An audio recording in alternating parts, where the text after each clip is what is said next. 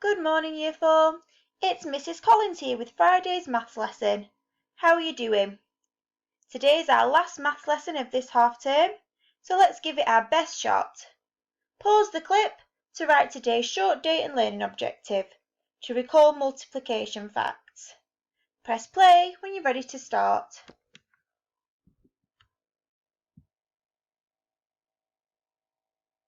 Welcome back. Let's make a start together. We've got our quickfire 5 questions to get our brains warmed up this morning. These questions ask you to apply the skills that we've been working on this half term. I just want to draw your attention to number 4 because it says, what is the sum of these two numbers?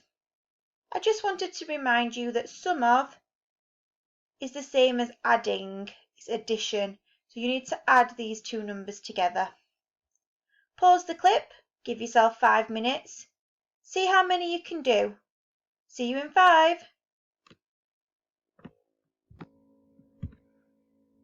Welcome back. Let's have a look at this together. Number 1, find the area of the rectangle.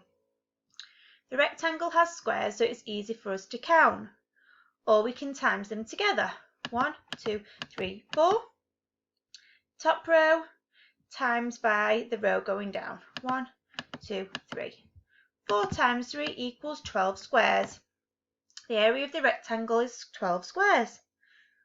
Number 2, calculate 372 divided by 3. What method did you use? Bus stop method? Place value grid method? Number line? Whatever you used, your answer should have been 124. Well done. Number 3, what's 37 times by 5? I would have used a column method multiplication for this in my maths book. I hope you did too. Or you could have drawn out your counters in a place value grid. The answer was 185. What is the sum of 1,386 and 299? The answer was 1,685. The last question always asks us to read the time. It's a tricky one again this morning because I can see the minute hand is in between 11 and 12. So we'll count up in 5s, 5, 10, 15, 20, 25, 30, 35, 40, 45, 50, 55, and then it's 2 intervals in, 56, 57. So you could have written 10:57 because it's 57 minutes past 10, or you could have written it in numbers and words like that. Well done if you got that one this morning. It was a tricky one. Great, I think we've got our brains warmed up. Let's move on to Skills Sharp. Similar to yesterday, you've got those times tables that you worked on, but this time different numbers are covered up. I'd like you to write the full sum into your maths book. So if you're doing spicy, you'll write 4 times 3 equals and then the answer next to it. I wonder if you can do these in 2 minutes. Pause the clip to have a go and press play to answer.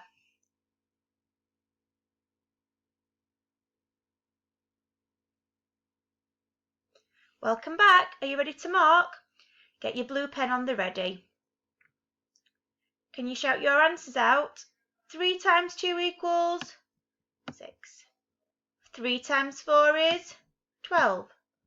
3 times 6 is 18. 3 times 9 is 27. 3 times 12 is 36. Well done. Give yourself a mark if you got those right. Let's have a look at the spicy challenge. Shout your answers out. 4 times 3 is 12. 4 times 5 is 20. 4 times 6 is 24. 4 times 9 is 36. 4 times 12 is 48. Well done, Year 4. Let's see if we can smash this hot challenge. 8 times 1 is 8. 8 times 3 is 24. 8 times 6 is 48. 8 times 8 is 64. 8 times 11 is 88. 8 times 12 is 96. Well done, great work. Okay, we've got our fact families here again today. Just the same as you did yesterday, but with different numbers. You need to write 2 multiplication facts and 2 division facts for each fact family. If you're in mild, your first one is 5 times 3 equals 15. Can you complete the fact family? Pause the clip to give yourself some time and press play to go through the answers. Off you go!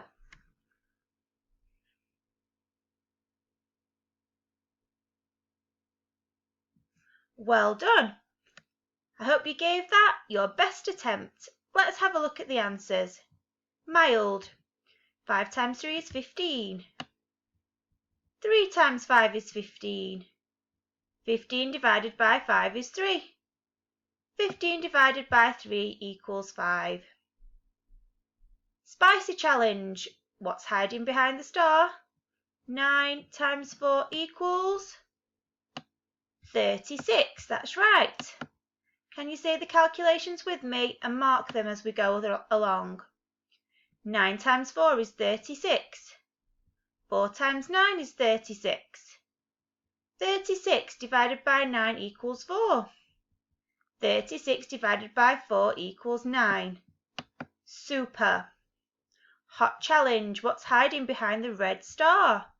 12 times 8 equals 96.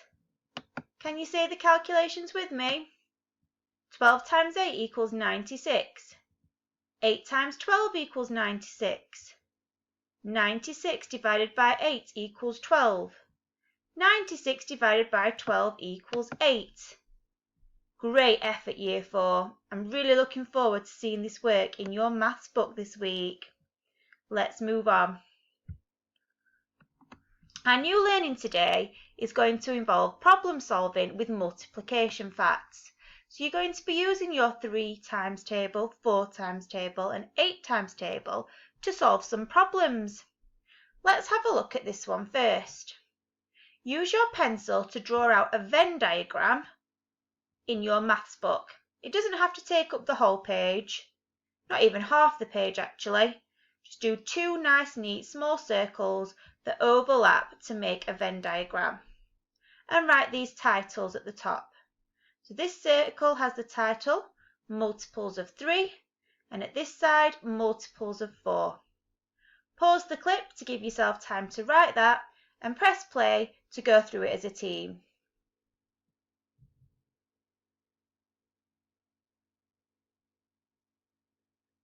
Welcome back. Have you drawn that Venn diagram in your book? I hope so, because you're going to need it. Around the Venn diagram on the screen you can see some numbers.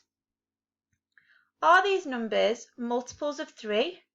So are they in the 3 times table? Are they multiples of 4? Are they in the 4 times table?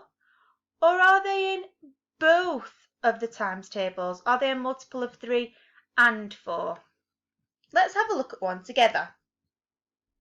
Let's take the number 3 for example. Now, is 3 in the 3 times table? Yes, it is. 1 times 3 equals 3. Is 3 in the 4 times table? No, because 1 times 4 is 4, so 3 is too small to be in the 4 times table. So 3 just goes in this part of the Venn diagram because it's a multiple of 3.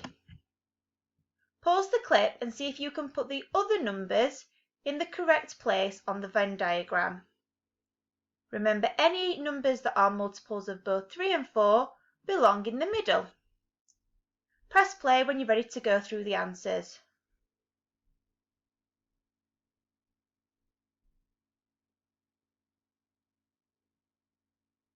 Hi Year 4, have you sorted these numbers out in the Venn diagram? Tick them off if you got them in the right place. 21 is a multiple of 3, but it's not a multiple of 4. 7 times 3 equals 21. 12 is a multiple of 3 and a multiple of 4 because 3 times 4 equals 12.